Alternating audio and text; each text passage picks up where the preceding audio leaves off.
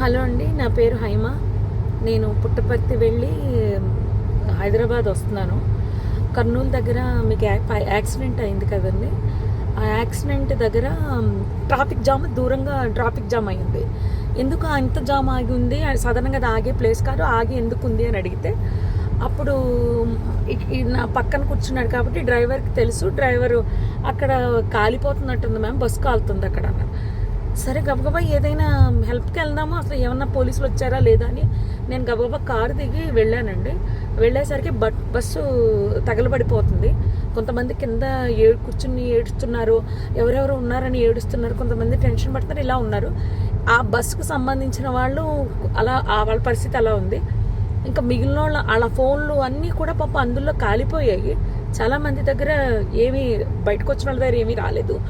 అక్కడ ఉన్న మిగిలిన జనం అండి మొబైల్స్తో వీడియోస్ తీసుకుంటున్నారండి. ఎవరైనా పోలీస్కి కాల్ చేయలేదు. నేను కార్ దిగి వచ్చే హడావుల్లో ఫోన్ ఏమో కార్లో వదిలేశాను. వర్షం పడిపోతుంది పక్క నుంచి. ఫోన్ టచ్ చేయడానికి కూడా ఎవరిదైనా అడిగి తీసుకుని టచ్ చేద్దామని వర్షానికి తడిచి అది పని చేయట్లేదు. నేను మళ్ళీ గబగబా కార్ దగ్గరికి వెళ్ళి వెంటనే కర్నూలు ఎస్పీ గారికి అండ్ ఎస్బీ ఇన్స్పెక్టర్ గారికి కాల్ చేశానండి. లక్కీగా ఎప్పుడో నెంబర్స్ ఉన్నాయి. కాల్ చేస్తే వాళ్ళు ఇమీడియట్లీ రెస్పాండ్ అయ్యారు.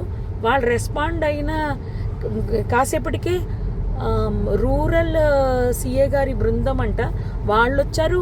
దాని ముందే ఫైర్ స్టేషన్ వాళ్ళు వచ్చేసారు.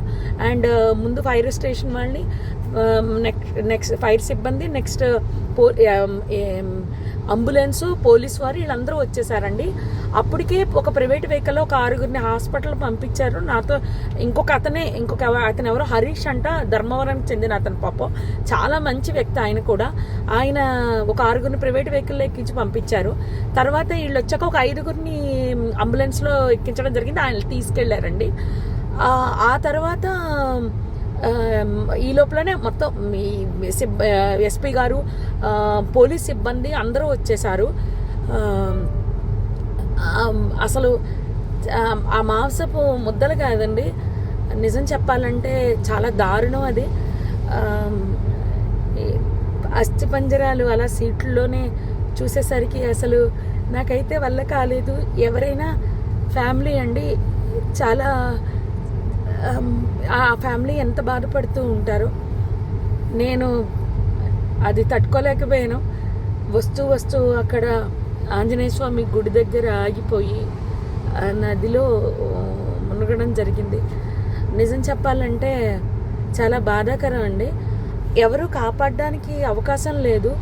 నిజం చెప్పాలంటే పోలీసులు రాకపోయింటే చాలా ఇబ్బంది పడిపోదాము. హెవీ ట్రాఫిక్ అండి. పోలీసులు లోపలికి రావడానికి బయటకి కూడా ఉండకపోను.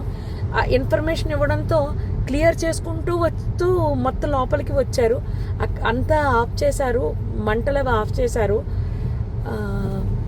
జరిగింది అయితే ఇదండి. ఆ బస్ కిందనే బైక్ ఉండిపోయింది.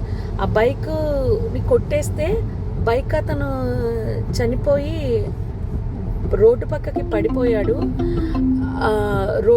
పడిపోయాడు. మళ్ళీ ఆ బైక్ మాత్రం బస్ కిందకి వెళ్ళిపోయిందండి. అర్థమైపోయింది ఇది సార్ జరిగింది.